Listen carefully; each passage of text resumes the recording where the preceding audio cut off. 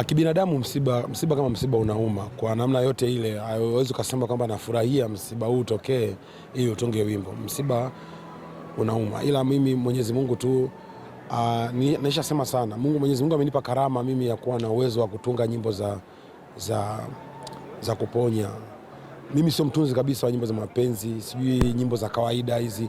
Ni kitu ambacho nisha declare, na mimi nyimbo zangu zote ambazo watu wanazijua zimeandikwa na watu na walipa watu wanaandika, lakini when it comes kwenye nyimbo za huzuni, nyimbo za kumfanya mtu atulize mawazo, hivyo ni vitu vyangu ambavyo najijua nina uwezo navyo sana, kwa sababu pia nina uwezo wa kutunga hata wimbo wakati naimba. Yaani naimba huko natunga na naimba hapo hapo. Ni kitu ambacho ninacho. Kwa hiyo binafsi sioni kama kuna kitu cha kutoshea kumwambia mfiwa ajisikie nafuu baada ya kufiwa.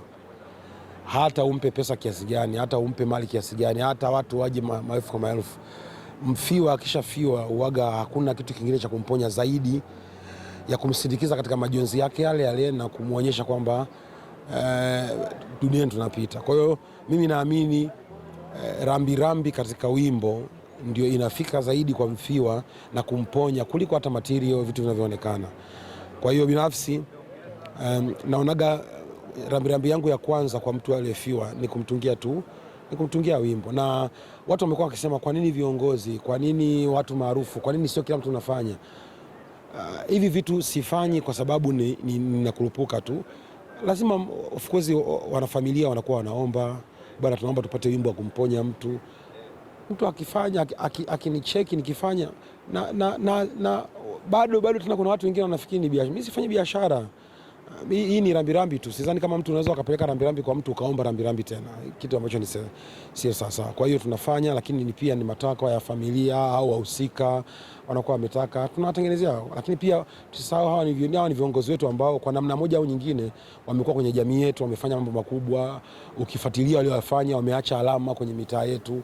Kwa hiyo unapoaga kwa heshima inapendeza. Kwa hiyo nafikiri kuna ugumu mkubwa wakati wa kuzifanya, lakini kwangu inakuwa ni rahisi kwa sababu ni kitu ambacho Mwenyezi Mungu amenipa, ninakifanya vizuri na nakitumia. Kwa hiyo mimi naona ni sawa tu kuhudumia watu, kuwaponya na kuweka historia katika mioyo yao.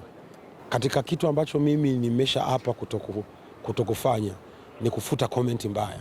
Yaani mimi hata posti zangu zote naweza nikaposti. Kwa mfano hata posti hii ya wimbo niliotoa mheshimiwa, 98% ni watu wanatukana, lakini sija kufuta hata moja. Hao ndio binadamu.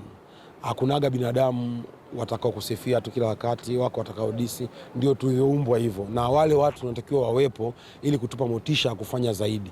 Hakuna wimbo nimetengeneza wa majonzi watu wakaacha kudisi, lakini sitoacha kwa sababu naamini wale wanaotokana ni wengi, lakini wafiwa wanaguswa na wanaona nimewagusa na nimewafariji, kitu ambacho ndio malengo yangu. Malengo yangu sio kuwaimpress watu wote mitandaoni, hapana. Malengo yangu ni kwamba wale wafiwa waguswe na rambirambi yangu.